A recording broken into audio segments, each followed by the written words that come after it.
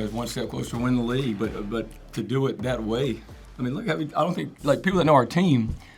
Usually, who's in that game in the last 10 minutes? You have a Chore's going to be in that game. AJ's going to be in that game. He's going to be in that game. He's got 4 fouls with 12 minutes left. A Chore can't walk. He can't play. AJ didn't play at all. And so you're looking out there and you're watching a team that was picked to win the league with guys late in the shot clock bombing shots in from 45, and we win the game. We win the game for one reason only. It's because of how competitive our players are. Most importantly, the most competitive player I've ever coached just said, not today. On our board, the last thing in our locker room said, don't be denied. Like, that's what it said. The last thing on our board, we didn't talk about strategy. We talk about this. It said, don't be denied. And you have this guy in one of his last home games that said, not today. If I have to make them call a timeout in the corner, I'm going to do it. If I have to steal the ball in the inbounds, I'm going to do it. If I have to get up and make 2 free throws, I'm going to do it. If I have to guard their point guard, the last possession has been killing us, I'm going to do it. If I have to rebound the ball and drive and go 94 feet with it and lay it up at the buzzer, guess what? I'm going to freaking do it.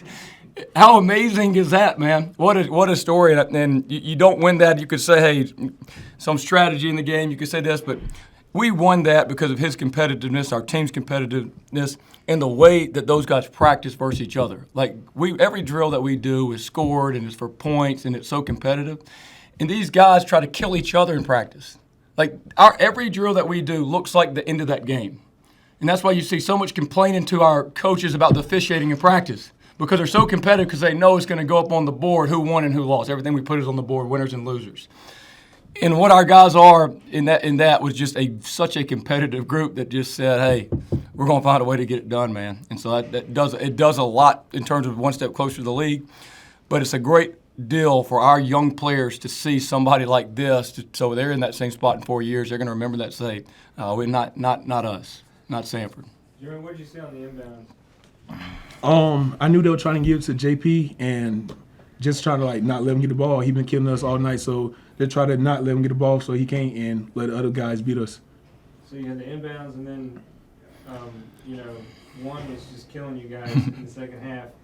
What was your thought process on him in that last possession?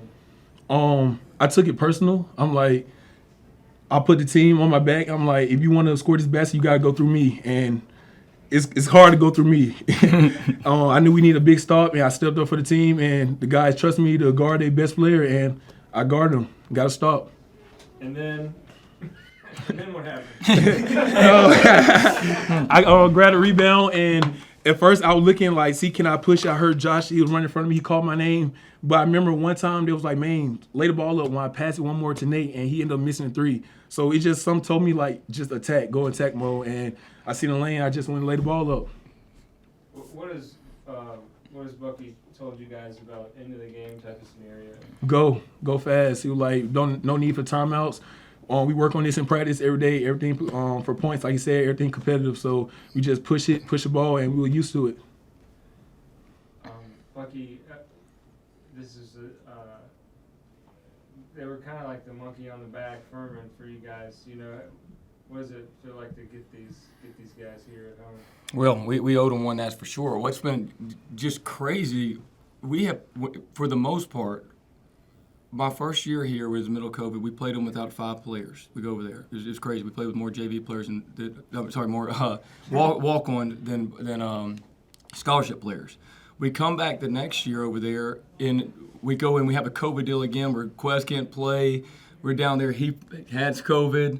We come back here. We beat him at home, and we lose 2 in the conference tournament. All right. Last year, we lose in overtime over there in a tight one. Some guys just got back. Right here at home, Logan Dodds can't walk around. This is not an excuse. I have a story that's coming to the end of this. So then we go over there this year. They played well. Maine, you didn't play in that one, did you? No. You didn't play in that one, okay? So we start a day before this game. Freaking AJ, when our second leading scorer goes down with an MCL. A day before this game, I'm like, are you kidding me? Is this something with Furman where we just stay hurt for this dang game? And then you look out there and a Chore can't walk. And so it's been the most insane deal. And they're a great program. So that's not saying they didn't earned a lot of great wins. They're very well coached and very good players. But I was just like, this is unbelievable. I mean, it really is if you think about it. And to see our guys get it done that way was special. But we got to get healthy. You know what I'm saying? And we got a couple weeks to get healthy before the tournament. We got to find a way. All the players that do have injuries will be back, and that's the good part. They'll be back. What happened to Shore? He's had this foot injury going on where he sprained his foot really bad. He tweaked it back when we started the game, but he's probably going to need some rest, to get it back. AJ's had a sprained MCL, which he did in practice. So, but we can get back. We can get healthy. We're pretty good. And then, what's it like to set this or tie this record? It's great to do it that way, wasn't it? I mean, you know what I'm saying? What a great way to do it. And I think that when you go back through I mentioned this last time I was in here, but when a program gets to where we are now, championship level program, plays like that leave a legacy. In games like that, leave a legacy, and people remember that game for a long time, and they're going to remember this man right here in that game. And when he has now 2 more home games, that was the last minute, so he's got 81 minutes to play essentially, and then that last minute he makes all those plays. I'm just so happy that I'm really happy it was him that did it, but I don't know if there's a player in America that makes that happen, and he does that just because he hates to freaking lose. And you've heard me say that over and over. The man hates to lose, and that's going to leave a legacy. And when they have our jumbotron before the games, I think that you'll see that play on there several times for years to come. Crowd was pretty loud tonight. How important is that going into Saturday? We got to pack it out Saturday. It needs to be great. We've kind of had a little misfortune some of our home games this year, some on Valentine's Day, some during Step Sing, but Samford fans make a difference. I mean, let's say that they have an impact and they went 15-20 from the line. Well, maybe they had an impact on some of those misses, right? Maybe they had an impact on one of those threes. And smallest of edges can determine who's going to win or lose these games.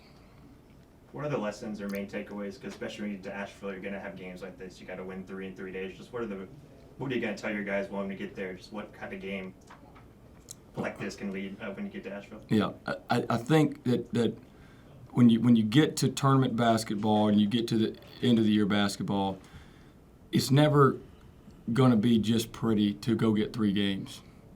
And there's going to be some serious stuff that goes on down the stretch, and you've seen that for years in the SoCon tournament. For example, Furman a couple of years ago was in a good spot to in the tournament, and Chattanooga said, "No, not us. We're going to come back," and they make a long shot, almost a half-court shot to win the game. Right? We had a game versus Furman where Quez Glover's going in there to win the game and gets his nose broken in the play. I'm not saying it was a foul, but they made a big defensive play in that spot. Slauson came over and blocked a big shot. Right? At the end of it, at this time of year, you're not going to get them with tricky plays. That's not going to happen. Right? I always say tricky players beat tricky plays. And tough plays will always be beat by tough players.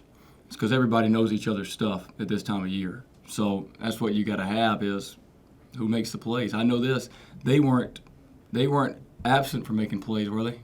I mean, Pegues came out there and he made just unbelievable play after play. And then our guy comes in there and just says, I'm right back at you. It was like a boxing match, So, but to your point, that's what tournament basketball is going to be like. Whoever's going to play in the NCAA tournament's got to win games that way. Jermaine, you got your 1,000th point? Yes, sir. It felt great, especially doing that way. Just memories and something I will never forget.